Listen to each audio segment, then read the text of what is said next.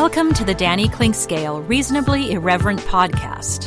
Insightful and witty commentary, probing interviews, and detours from the beaten path. Welcome to Kansas City Profiles presented by Easton Roofing. Today, a thrill and a pleasure for me, I think will be the same for you, as I have an engaging, thoughtful, and emotional conversation with Hal Linden, best known perhaps as Barney Miller, garnering 7 straight Emmy nominations in the late 70s and early 80s. Hal Linden is a lifer as an actor, starting out on Broadway, getting a Tony Award in 1971 for The Rothschilds, suffering through a slight fallow period after that, but then hitting the heights in television in the late 70s and early 80s, and then becoming a very successful working actor, winning daytime Emmys, still continuing to act on Broadway and in theater all across the country and, in fact, the world.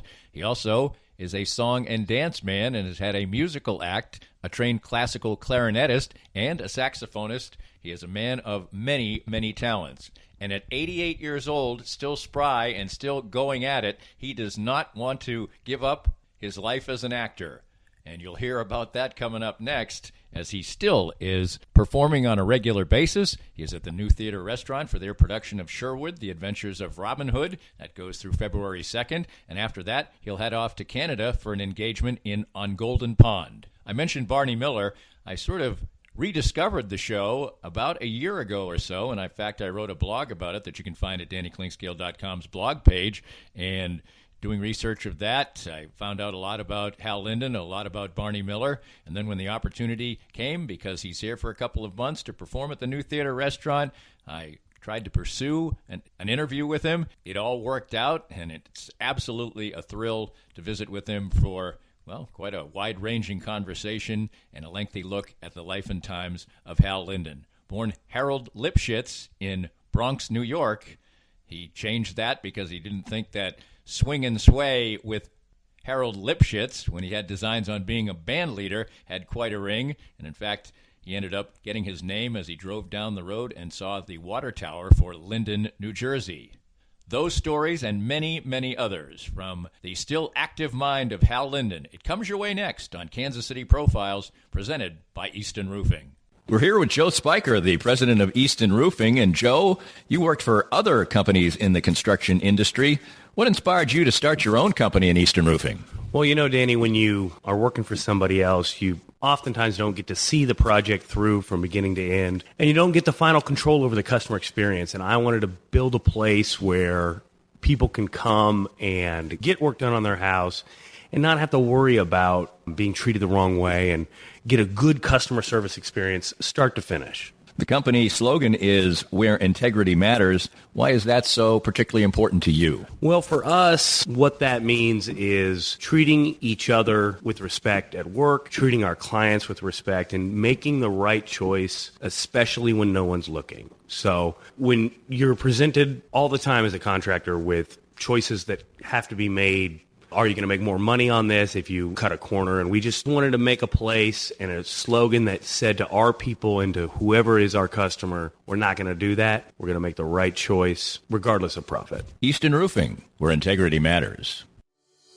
Cinematic Visions has been an affordable solution for professional media production in Kansas City since 2003, offering award-winning video production and creation, as well as a wide array of digital and social media management services. From planning, scripting, filming, editing, and post-production, to delivering your product to a watching world, Cinematic Visions will provide professional and affordable services for you and your business with the necessary return on investment to make it all worthwhile. Cinematic Vision's goal is to unlock the power of storytelling through video and a strong online presence for your company. Beyond the numbers, they want to inspire and evoke your clients to feel and act. Let my friends at Cinematic Visions embed your brand where it belongs, in your customers' minds. You can find them online at cinematicvisions.com or with a quick phone call at 816-600-6300. If you'd like to join these and other great sponsors and market your business to a growing and engaged audience, contact us at danny@dannyclinkscale.com. Look forward to hearing from you. Hal, first of all, tell me what life was like for young Harold Lipschitz. Bronx, New York. Everyone thinks of New York as a big as a kind of sophisticated city, you know. The Bronx, New York, when I was a kid, was as provincial as Peoria. I grew up, and I remember from my front stoop, if you look to the right, you could see the top of the telephone building on West Farms Road. And if you look to the left, you could see the water tower on the RKO Chester Theater on whatever that was a distance of maybe a mile between them. I thought that was the end of the world. I thought after you passed the telephone company, you fell off the end of the world. That was it. So my upbringing was as provincial as anybody else's. First-generation immigrants who bought their homes. That was the Bronx. Small, attached, thin three-story brownstones, or small cottages down. And you had the immigrant families that moved up from the Lower East Side. That this was kind of their entrance into the middle class, if you will. They had their own homes. It was primarily Jewish, Irish, and Italian. That was it. Those were the three immigrant communities, and that's how I grew up. I never spoke to a black man until I got to high school. So, I mean, how provincial can you be? Right. And that's how... high school was a revelation because that was not in my neighborhood.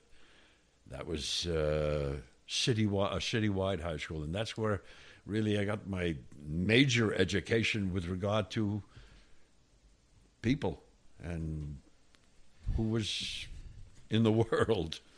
You were a musician, obviously, and you ended up being trained classically in the clarinet and saxophone. When did you... Clarinet classically. Okay. The move to saxophone was a major move, and it was hormonally driven, powered. I discovered at the age of puberty that more girls went to dances than went to concerts, and that's what powered the move to the saxophone. You dreamed of being a big band leader.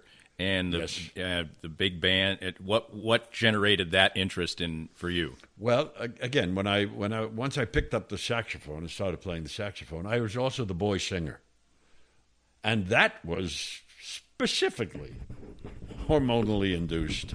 It gave me the ability to stand up at the microphone, sing love songs out to all the girls dancing by, and looking to see if any of them were looking back at me. You know.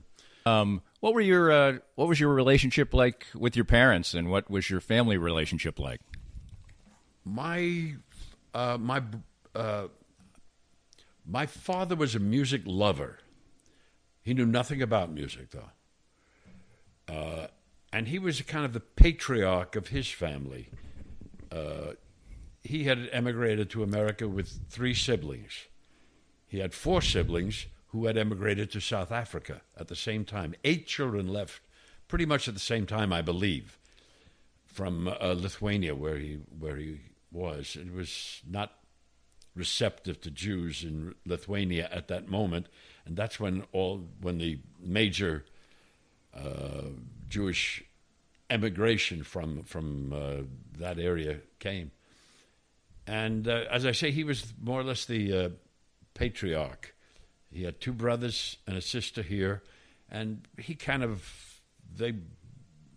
listened to him as the authority, and he said, study music. Kids should study music.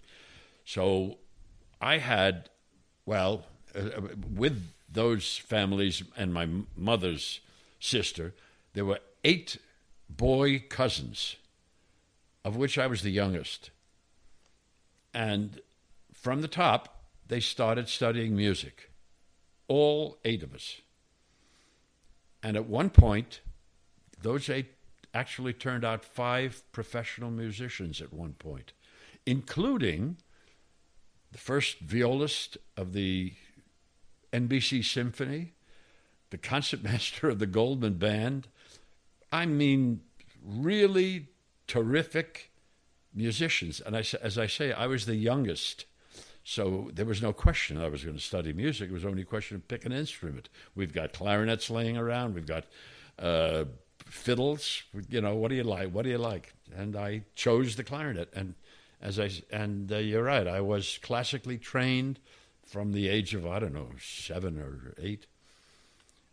So you had to go into the Army like everybody did, and that was a big change in your direction as far as what your performance aspect of your goals would be. An accidental change, as a good deal of my life was. Accidental. Actually, what happened was, it was the Korean War. I was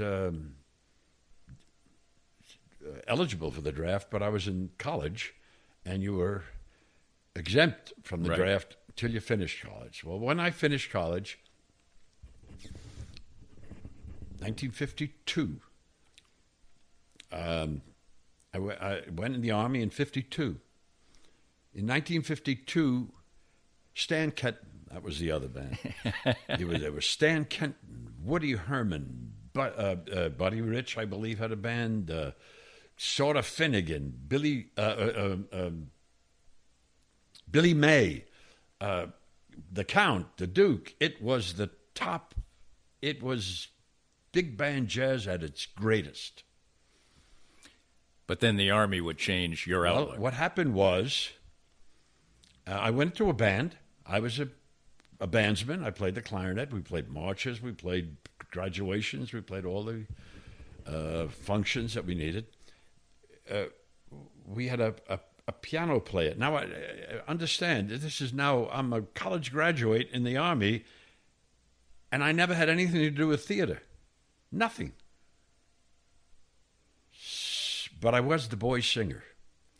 So I used to play weekends at the officers' club, at the service club, and I played the saxophone, and I sang.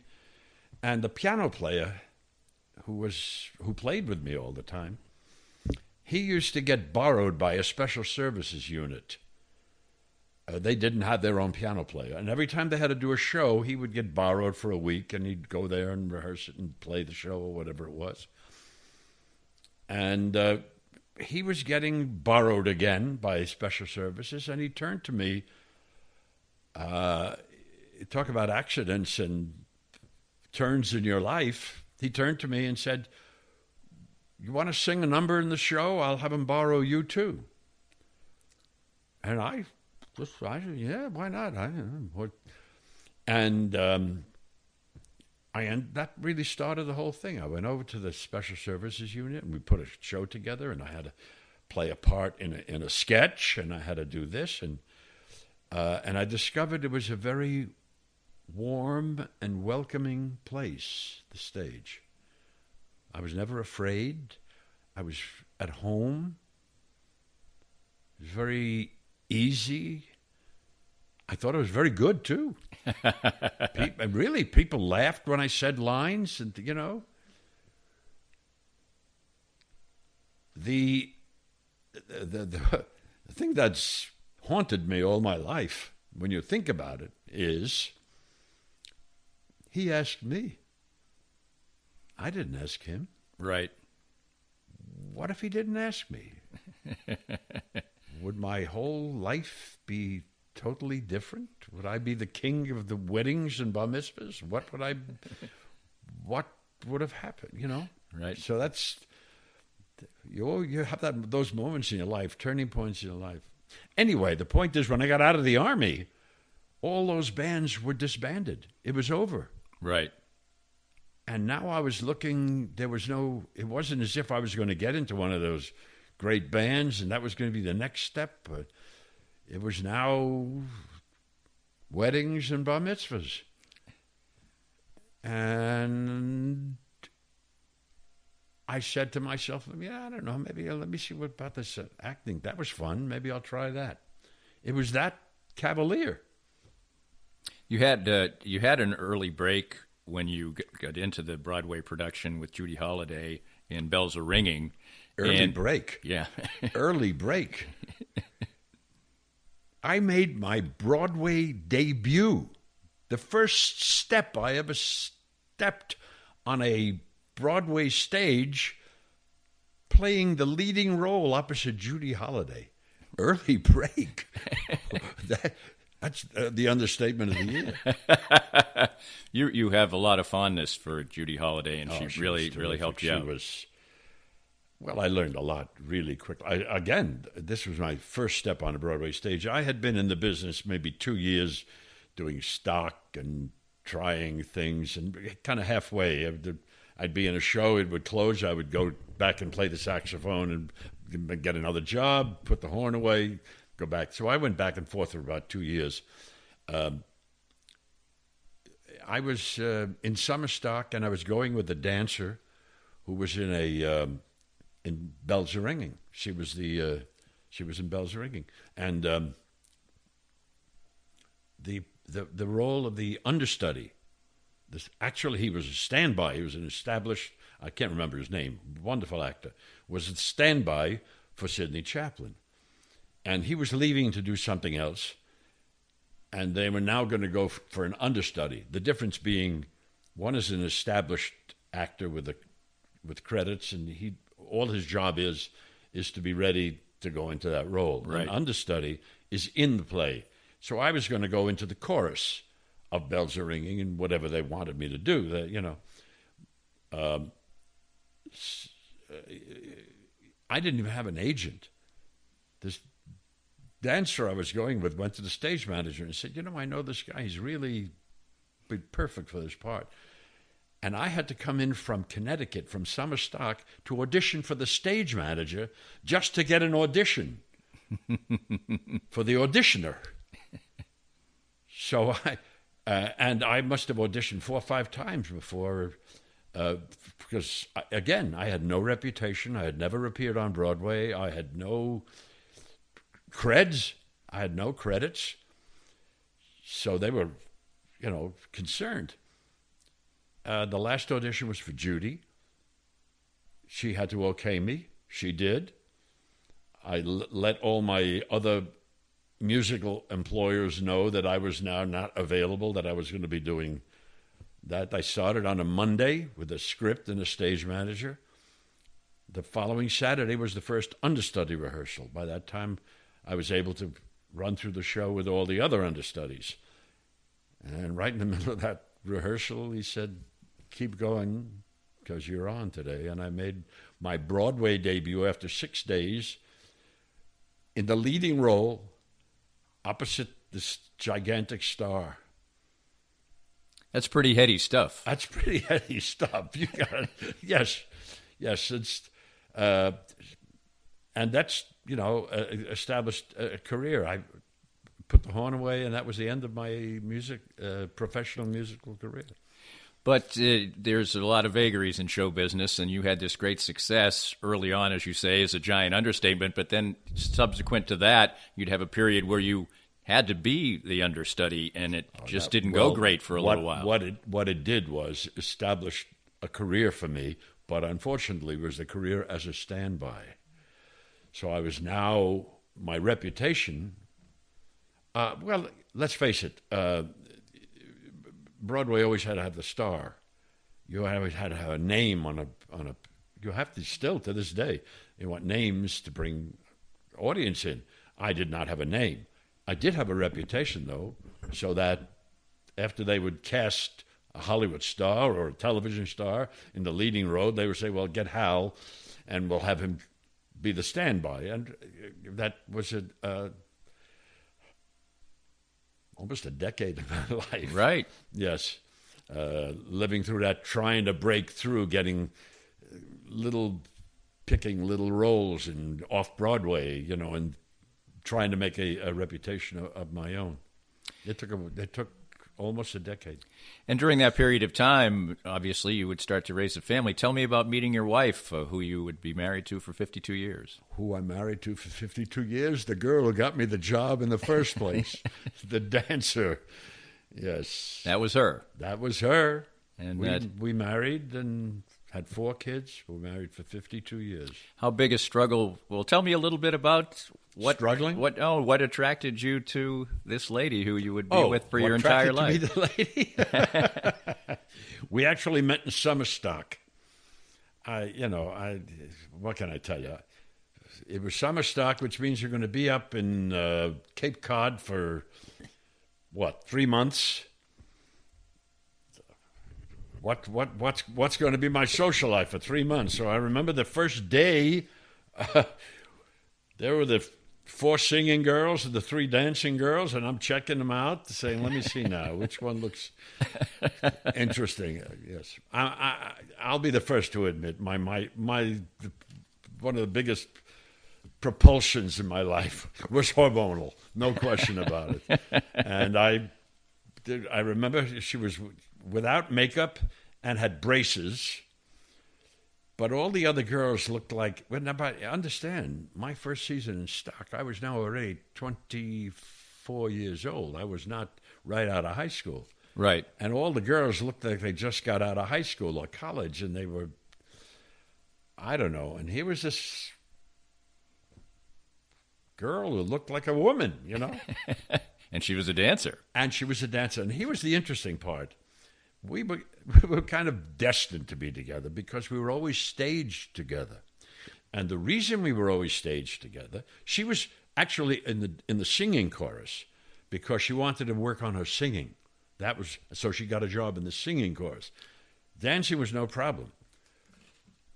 So whenever they needed, we had 3 dancing couples, and if they needed a 4th couple, it would be Hal and Fran, because Fran could dance and Hal I could move. I was not a dancer, but I could move. So we were always together. She was always sitting on my shoulder, or we were dancing together, and I had her in my arms. So it was destined, and we started a relationship that unfortunately ended about 10 years ago with her death. I'll talk about that a little bit later. Yeah. What was it like to be, after that great moment with your debut as a struggling actor, trying to raise a family, and she must have been a very supportive person at that time?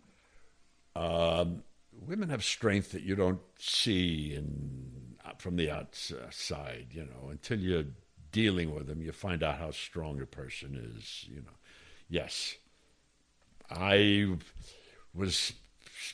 spent my time trying to create a career, first 10 years. We raised 4 kids on the west side of Manhattan. And I was, half the time on a industrial show in Detroit or doing summer stock on the Cape. And there was that strong hand that kept that family together and kept it moving and kept it alive. She continued her career for about 3 or 4 years until we had a couple of kids, and it got to be economically unfeasible for her to go take a chorus job because it cost more to pay a nanny, Right, exactly. But although she did start a career later on when we got to California, she did a lot of television and things like that. Great. Yeah. More Sure. than that. She's the one who said, "Don't you think you ought to go to learn acting? Go to acting school and find out what you're doing up there on the stage." Because I was right out of a band. I didn't. So a major force, not only in my life but in my kids' life, definitely. I guess your first break came when you got the part in the Rothschilds, and which eventually would get you a Tony. Yes. And you would earn a Tony. Get you a Tony is a bad way to phrase anything. But tell me about what would be the launching pad in that regard. Another accident, another lucky break. Listen, I'm the product of luck. We talked about,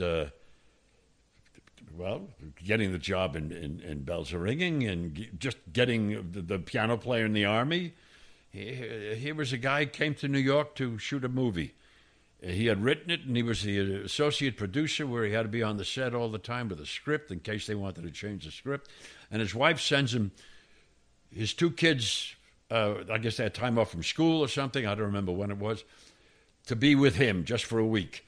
And he doesn't have time to take care of them. He's got to be on the set, so he gives them to a stage manager, get a limo, keep them busy, and I'll take them at night. And that's what they do. They go around New York in a boat, or they go to a Knicks game, or and then one day they say, no, we don't want to go anymore. We'll stay with you. And he says, I can't pay. I'm busy on the set. And the director says, listen, we're just finishing a scene here. We've got a set move. Set move in New York could take hours. He says, when we get to the new set, we're not even going to be able to even rehearse. Go get in the car with your kids and go spend the day with your kids. So he gets in the car and he says, what are we doing today? We're going to the theater to go buy him another ticket to sit with his kids. And it was the Rothschilds. Now, I never knew this until I was doing Barney. He never wrote me a note and said, I liked your performance. He never came backstage. I never met the man. I didn't know who he was. It wasn't until 3 years later when he was doing Barney they said, you got to meet this guy. And he sat down with me and talk me into doing it, not to audition for it, to talk me into doing it. The network had given him a list, that's what they do. They'll give him a list of 10 guys who could play this part or that part. And, he in those days, he had the say. It's a little different now. It's a lot more corporate. But in those days, the creator was the guy who called the shots. And he said, no, I saw this actor on Broadway. I'm going to use him. That was it. That was it. I mean, tell my fellow actors that's how I got to television, to a television career. Let's just flash back for a second to what was it like at that time to achieve that Tony Award and win that? That was, by that time I had been in the business maybe 15 years, so I had made my Tony Award speech many times in the shower for all the shows I'd been in and that I was never nominated for, and by that time I had 4 kids. So that was the big moment for me. I don't know if there's ever been a bigger moment, quite honestly, because that, you're from nothing to get to that point. I've since gotten 3 More Emmy of Danny's Awards. Reasonably Irreverent podcast after this. Nearly as much to me as that Tony does. Because that represented what I was working for 15 years, More of Danny's Reasonably Irreverent podcast after this. Are you thinking of starting a new business? Does your current business feel stuck? Or are you just trying to grow what you already have? Running a business is a lot of work, and it takes the right team to make it all happen. If you're looking to grow your business, call my friends Ben and Greg over at Fuego Consulting. They put together a company that can help you reach your business goals. Whether you're looking to get online, build a social media strategy, or rebrand your business, they can help. Call Fuego at 816-663-9695 or visit them online at fuegoconsulting.com. Fuego Consulting. Let's grow your business together.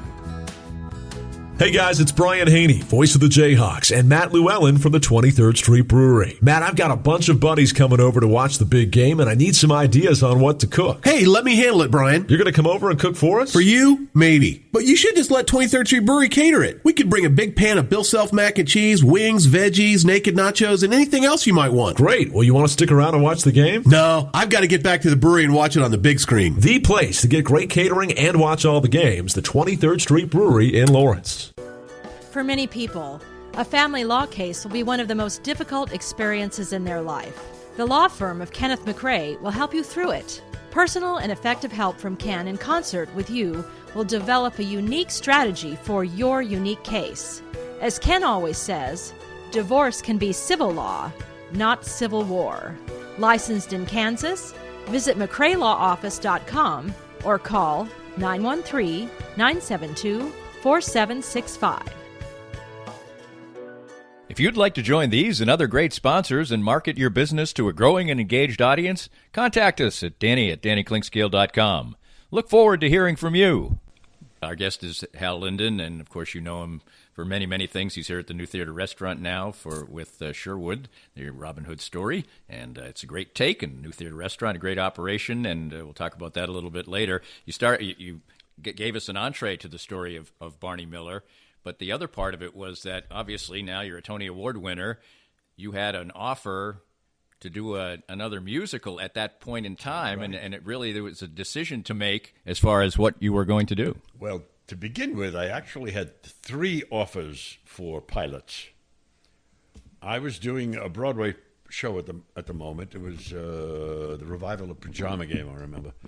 And that's when there were it was pilot season. I had 3 pilots offered to me, mostly bouncing off the Tony Award, no question. And I chose the sitcom because I thought, well, that's an audience, and I'm used to being in front of an audience. It would be that pilot didn't sell. It was a failed pilot. It was shown in the summertime, the ABC Comedy Theater, which is the graveyard of dead pilots. They show them in the summer.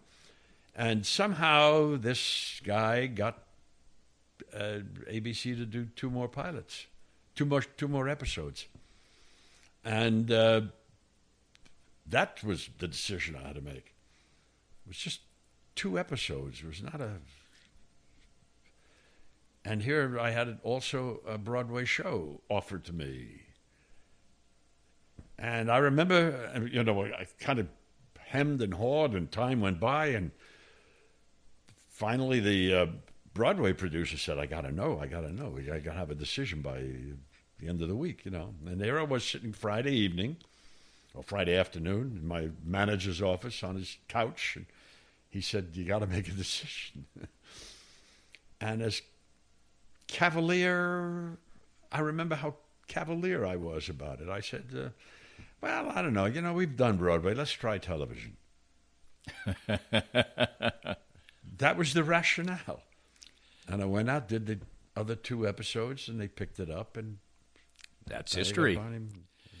Now, the show originally was, like you said, in front of an audience, but Danny Arnold is a very strong personality, and it apparently just wasn't going to work with all the rewriting and everything in front of a studio audience. It wasn't Danny's decision. We did about the first 4 or 5, 3 or 4, I don't recall, with an audience. Right. It was just in the 5th week, approximately, that Danny, who was such a perfectionist, the scripts were written by other people or Danny, and he was the last writer. He was the writer of... Right. He wrote the last word. So the last script was his, was a version of whatever had been written by other people.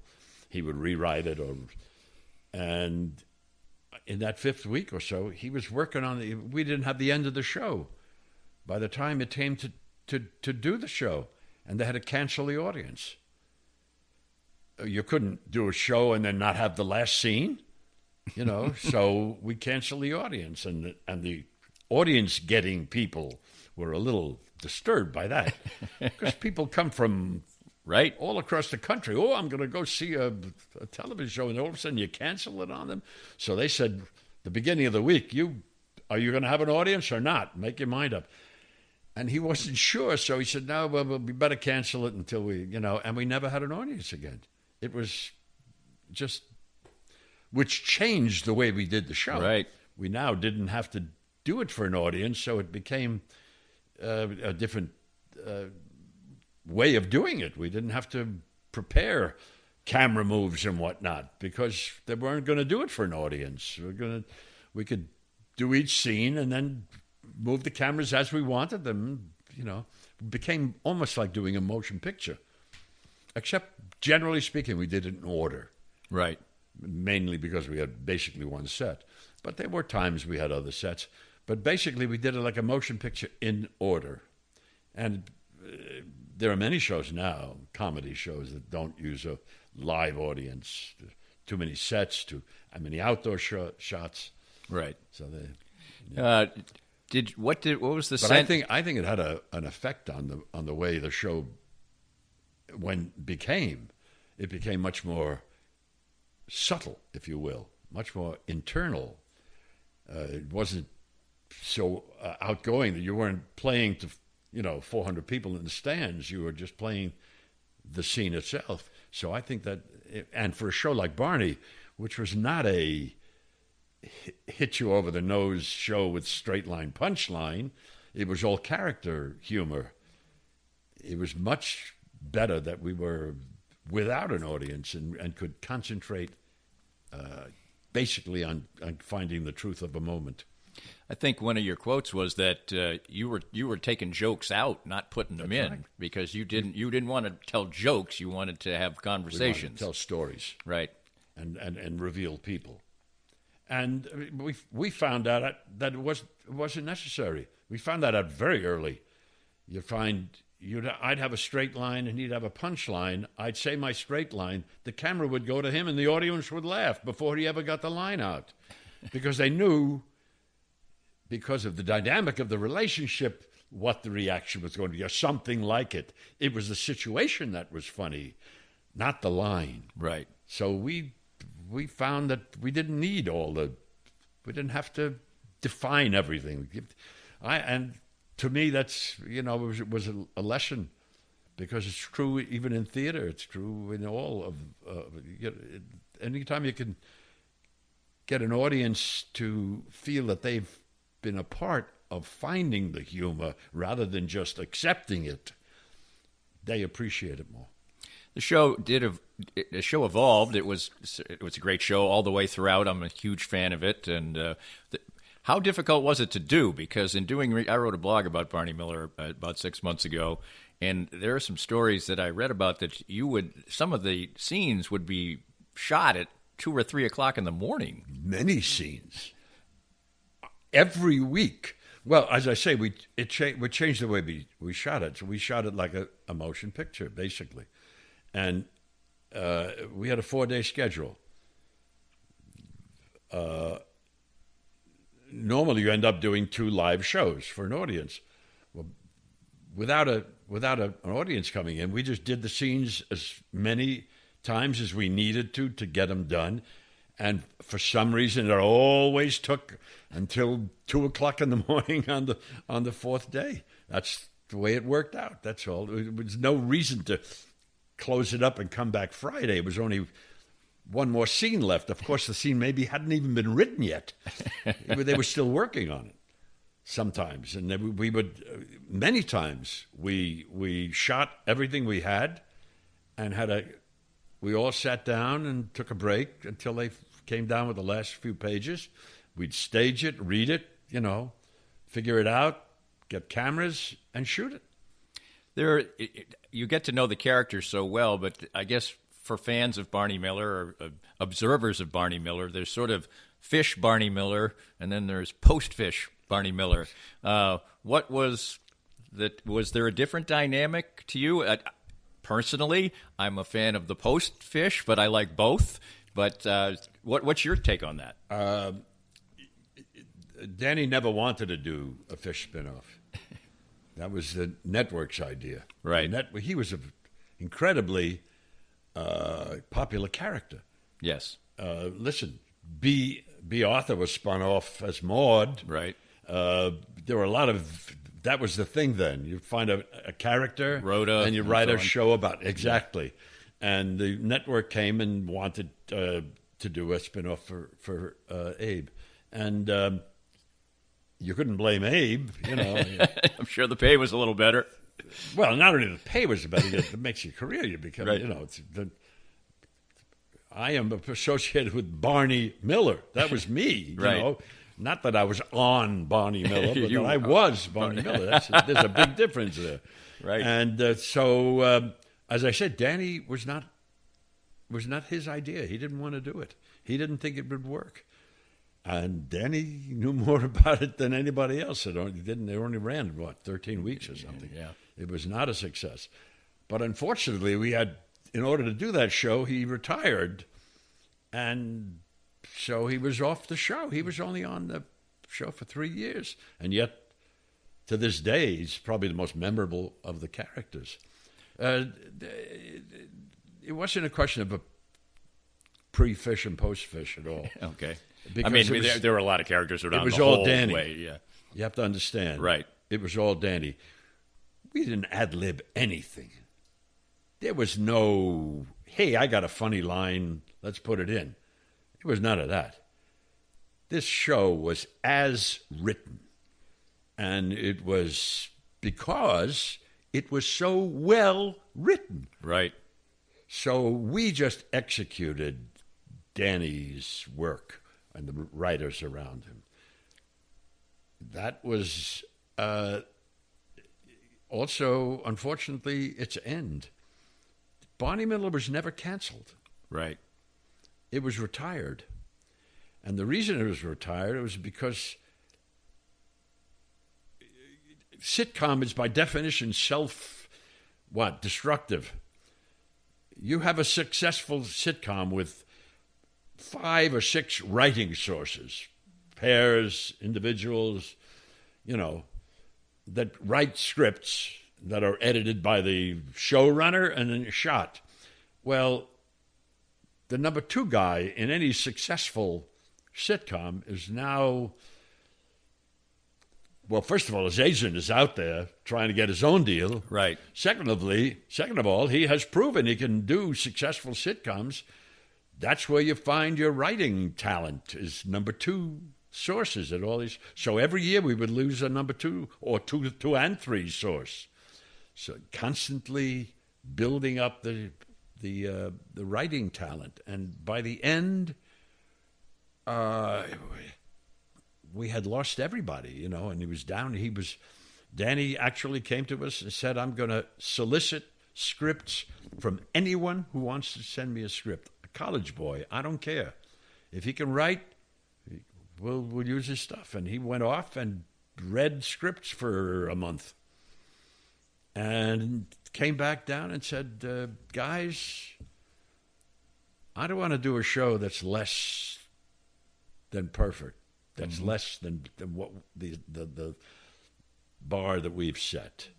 And so I'm going to close the show because I cannot find every script I get. There's a lot of good writing, but they're all just repeats of what we've already done. Right. Versions of shows we've already done. So there's nothing, I didn't find anything new. So let's just all go on to our next. He retired the show. He closed the show. Were you cool with it? I mean, was it all right, or was there At the point, I was cool with it. Well, no, actually, I would have appreciated doing more. I would have loved to have done some more. Because I was at the top there. I wasn't. Although there were offers for other shows, and I wanted to get back to Broadway. I wanted to do all kinds of things, and so it's not a question of was I angry at it. Right. I'm not going to be angry when Sherwood closes. Right. I'm going to be, every show I've ever done has closed.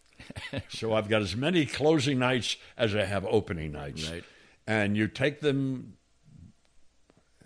as part of it comes with the territory, There's a final question about Barney Miller is, when you're working on a television show, there's different personalities, you had a lot of them.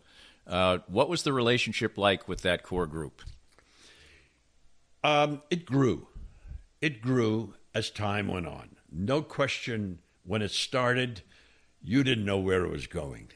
So every character was concerned that he would become a minor character, that he would not, so you're looking for the show where your story is the big story, and you're practically counting your words. That eases off the minute you feel that you're a part of something and that you're going to be there next week. And as time went on, we all kind of recognized each other's input. It was, to my mind, one of the greatest repertory companies absolutely in television history when you think back on it. Unrecognized, by the way. None of us ever got Emmys for Barney. Well, you got nominated 7 times in a row. Did you? Yes. Maybe that was why you'd be angry with But Danny Howard. Come on, man. Could I win? No.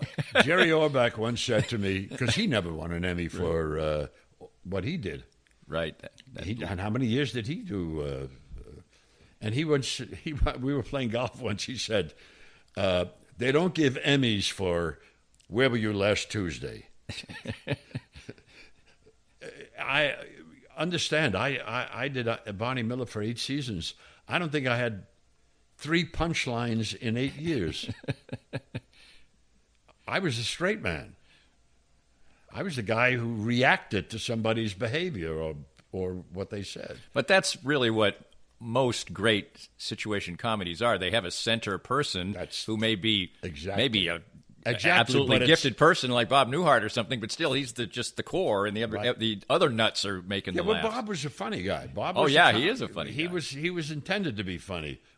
I remember the quintessential Barney Miller is the hash brownies episode, where everybody gets stoned on these hash brownies, and everybody has their aria. You see how they react to getting stoned. Everybody had their moment, except me. Right. Except me. And when it was over, or when we were doing it, by this time I recognized my function. And I noted to Denny, I said, everybody gets his aria but me. And he said, you got to have somebody to compare them to. That's the point. You had to have somebody to hold the line so that outrageous behavior has something you can compare it to. And that was my function. And I recognized it. And so it never bothered me. It shouldn't bother you because it's right. The show would not work without. I mean, you're brilliant in the show and you're funny. That was the whole point. Yeah. So that the show ends, you continue to have great successes and work in daytime television and everything else. I mean, call you just a working actor from that. I mean, you have done a million things from that point forward, and has all that. How rewarding has been able to continue that career at such a high level been for you? And I'm going to keep going. I can tell. Until they pull me off that stage. When everything was really hot in the 70s, between Barney and Broadway and everything going, concerts, you name it, everything was going. Somebody said to me, don't you ever take a vacation? And I said, I took all my vacations between 1957 and 1967. We referred to it as unemployment at the time, but I've had enough rest, thank you. So, because I get that question, what are you doing at your age coming to Kansas City to do a show? That's what you do. That's where I live. Right. Singers sing, actors act, and so on and so forth. That's what I do. I want to get back to I always think it's an incredibly admirable thing to me and a sign of what the person's character when famous people, stars like yourself, are married to the same person for a long, long time. And it's not that Hollywood has a bad reputation that way, and to some extent there's a bit of truth in it, because we are very often put into romantic situations with people who are not married to, and they go and, yes, there are plenty of scandals. But I remember sitting around a table at one point with Steve Allen and Robert Preston, and another couple. I can't remember who it was. There were 4 couples at the table. I had been married at the point maybe 45 years or so. Preston had been married 65, and Steve Allen was married, well, a long time. A long time, and the 4th couple was even longer. I can't remember who it was. So this, Hollywood's not the, insane place that it's made out to be. There's a lot of stability there. Yes, it has its moments, but I suspect Kansas City does too. It still says something to me about that person. I'll reiterate that. Yeah. Obviously, it was a great relationship and Yes. a loving one. And how difficult was it for it to end in 2010? Well, the problem was, the fact is my wife was ill had 4 different cancers over 16 years. So this was nothing that came as a surprise. As a matter of fact, her 4th cancer, she refused treatment. Right. She said, there was very little they could do anymore anyway. So, and it was bucket list time. We actually went to the Galapagos on her bucket list. Right. We actually, did things together on her bucket list. And she was well aware of what was going on. So it wasn't traumatic that it happened. Right. It was, expected for a long time, and we were... everybody was ready for it. It didn't make it any easier. Right. But it was another closing. Right. Oh, that's Another a closing, that's a that's all. fantastic It's way to part put of it. life. You mentioned her strength in raising those 4 children. Tell me about your 4 children and 4 kids. other they're generations. all- and wonder of wonders, they all still talk to me. Yes. Which I can't say for all my friends. But great kids. None of them will become president. But there again, I just got back. We had our kind of try to get everybody together once a year, and we did it this Christmas time. Everybody was together, all scratching, trying to make a living, trying to find their way through this life, but still positive about it, and still I think they like that, That says a lot, too. I can't complain. That says a lot, too. 8 grandchildren and a great-grandchild. There you go. Now, you mentioned the question that people ask you, and in closing, what is it that keeps you going? What is it that makes you want to still go out there and do it? We saw the show last night, and clearly you don't have the physical and mental ability to do it. And you said until they drag me off the stage. What is it that still gives you a kick? Let me tell you. I think I never grew up. Really, I have never had an honest job in my life. I have never worked from 9 to 5 for anybody. In anything other than what I do. I've never drove a cab. I never waited on tables. I never did anything other than play. I either played the saxophone or the clarinet, or I played a part. That's all I've ever done in my life. That stage is still a warm and accepting place for me. It's a wonderful place to be. Don't ask me why. I like to show off. I don't know. Why not go there? Why not go there? You came in and I was reading my next play that I'm going to be doing. Going to work on it, There'll come a time when somebody's going to say enough, or my brain is going to say, where am I? Or I'll die, or something silly. When it happens, it'll happen. Another closing. This podcast was made possible by our great sponsors like Easton Roofing, the presenting sponsor of Kansas City Profiles at the Danny Klingscale Reasonably Irreverent podcast. Easton Roofing, where integrity matters. We hope you enjoyed the latest Danny Klingscale Reasonably Irreverent podcast. Come back soon for something fresh and new.